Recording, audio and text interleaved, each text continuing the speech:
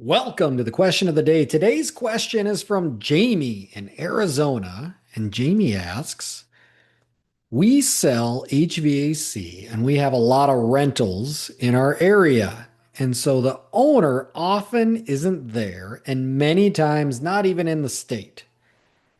How do we sell when we are priced higher and often just emailing the quotes to the landlord? Great question. Thank you for submitting that, Jamie. First thing I would say is, as a rule, as a business, you want to make a decision of who your customer is. One thing I heard from Steve Jobs one time, he was asked what was he proudest of, right? They made all these Apple products and he was asked, what's he most proud of? And he said, the thing I'm most proud of is the thing that I said no to, the things that I said no to, because when I said no to all these other things, it allowed me to focus on the few things that made Apple stand out. And that stands out to me in this situation here because as a company, you want to define who your customers are. And a rule that I think we should have is that you work with the decision maker, you work with the homeowner. And so, as a rule for my business, I would say is I don't want to do rental properties. And the reason I don't want to do rental properties is because they're hard. I mean, there's a lot of reasons that they're hard. And I'm gonna spend a lot of time running leads and trying to overcome situations that I just can't overcome. And so I don't know that the juice is worth the squeeze, right? Um, the landlord's not there, and so that's a challenge, right? This is a business investment, and so they want the cheapest, and you're probably not going to be the cheapest. They don't live there, uh, so they're not concerned about comfort. They're not maybe paying the utilities, so they're not worried about the efficiency. None of these things are important to them, and so it's tough when you're not the cheapest, and they're not even there. So it's tough to stand out. So as a rule, I would say don't run rentals. But let's say you do, right? Let's say you live in an area that they are just all over the place and we have to run them or we've decided to run them. Fair enough. You're not dead to me and I still want to help.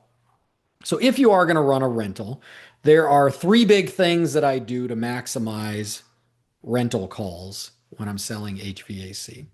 So the first thing that I do is set the agenda at a time. So you would set the agenda if you were working with the homeowner and they were there. You still have to set the agenda with the owner, the landlord. And so what you're going to do is if they're not there, you're going to call ahead of time. Before you run the call, you are going to call ahead. And maybe you can't get them on the phone. So one thing that I do to get people on the phone when I really need to get them on the phone is I call two times right away. And so if I call once and they don't answer, I don't leave a voicemail. I just dial again a second time right away. Because what happens is when you get a number you don't know, you probably don't answer it. But if it pops up a second time, you think, well, this must be important. I better answer it. And so usually they'll answer the second time. And so then when they answer, what I'm going to do is I'm going to set the agenda with them. I'm going to establish what we're going to do and how we're going to do it and what involvement I need from them and that I'm going to need them to be involved in the time commitment and how we're going to do that. And FaceTime, I'm going to need them to FaceTime so they can see what I'm seeing and go over this. So I'm going to set that agenda with them, set that expectation of what's going to happen on the call. So call ahead, set an expectation of what's going to happen, what you're going to need from them, and that time commitment, right? So, probably want to do that before you're driving out there. So, if you're going to get there in 5 minutes, that's probably not the best time. But if I know it's a rental property, call them ahead of time so you can set that agenda of when you're going to need them available and what you're going to need from them. So, the second thing that I do then is I have certain questions that I ask. So we always say ask great questions, great open-ended questions, but there are very specific questions that I ask of a landlord. And so some of those questions are going to be who pays the utilities? So I want to know who's going to pay the utilities. Is the tenant paying the utilities or is it the landlord? If it's the landlord, then I'm going to focus on efficiency because efficiency is going to save them money in the long run. This is a long-term investment for them, and so I want to make sure that I'm saving them money in the long term. So if they're paying the utilities, I want to know that because then I can focus, maybe over focus on efficiency.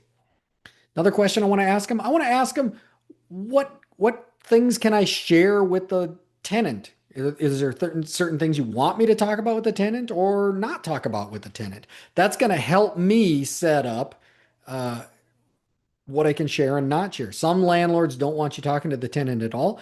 Others say, yeah, they live there and I'm worried about their comfort and their space. So if I can, then I can talk to the tenant and I can get their perspective on this as well.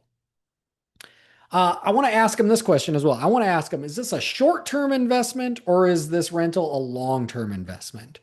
Spoiler alert, it's always going to be a long-term investment. I don't know of anybody who gets into rental properties that's looking for a short-term investment. So this is going to be a long-term investment.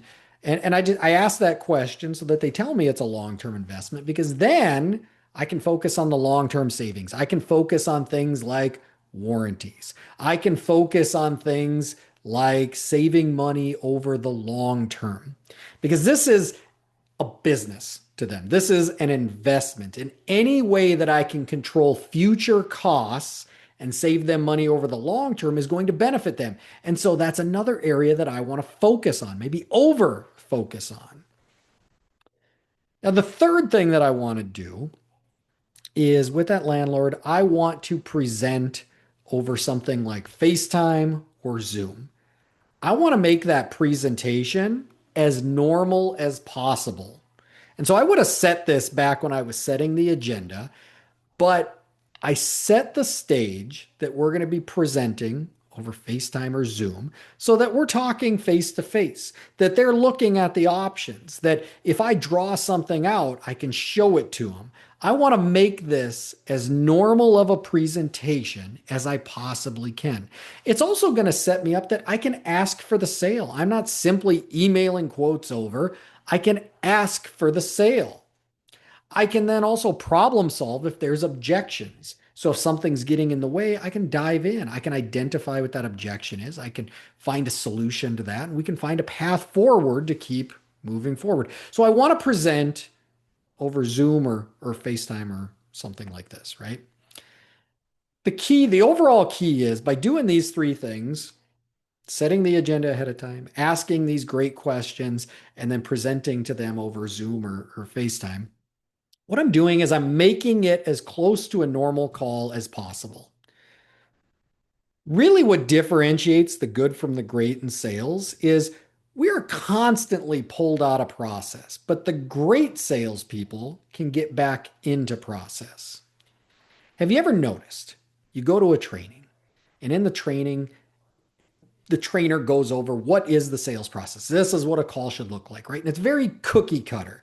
And then you get back home and you run the call and it's nothing like what happened in training. Well, they didn't just follow me. They didn't answer the question this way. Like there's things that happen that pull us out of process. That's sales. What great salespeople do is they identify when they're getting pulled out of process and they're able to get back into process. Rental properties is just pulling us way out of our process. And so by doing these three things, I'm pulling myself back into process to make that call as normal of a call as I possibly can. And this is what happens in other industries as well, right? Like look at the NFL. I love looking at the NFL as a business model. Look at Mahomes and Kelsey for the Kansas City Chiefs, right? Like a quarterback and a tight end, right? Like one is throwing the ball, one's catching the ball. They have plays, a plan that they have practiced over and over and over. They've practiced it so many times, they can't get it wrong. The timing is down perfect. So that when Patrick Mahomes is rolling out and Travis Kelsey is running his route, Patrick Mahomes is throwing the ball before Kelsey even turns around so that when he does turn around, the ball's right there and you can't defend it. They've practiced it that many times. They've got that timing down. But sometimes Kelsey might slip on the turf, or he may get bumped by the defender and get knocked out of his route. But they've practiced it so many times that He knows exactly where he needs to be. He knows where that ball is going to be, and he knows where he's got to throw that ball. And they get to that exact spot. They get back to the play. They get back to where they're supposed to be. That's what we have to do with our sales process. When we get pulled out of process, we're able to get back into process. And that's what we're doing with rental cars here. This is rental calls. This is pulling us way out of our process. But if we set an agenda ahead of time and establish what we're going to need from that landlord and the time commitment, and that we're going to use FaceTime or Zoom, if we set that agenda and then we ask those great questions, those specific questions, and then we do our presentation over FaceTime or Zoom so that we can ask for the sale, they can see what we see, we can problem solve to solve objections.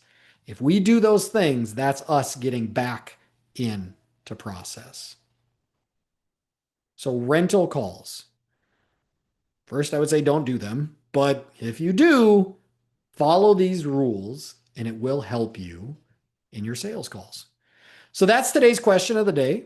Following, give a rating. We're on major streaming platforms. If you have a question, reach out to me either on social media or email. Both are listed below in the show description. Let's get these answered. And if you're a Nexstar member, schedule a call with me. Let's address this one-on-one. Let's get very specific to your situation. I'm Coach Chris. We will see you tomorrow.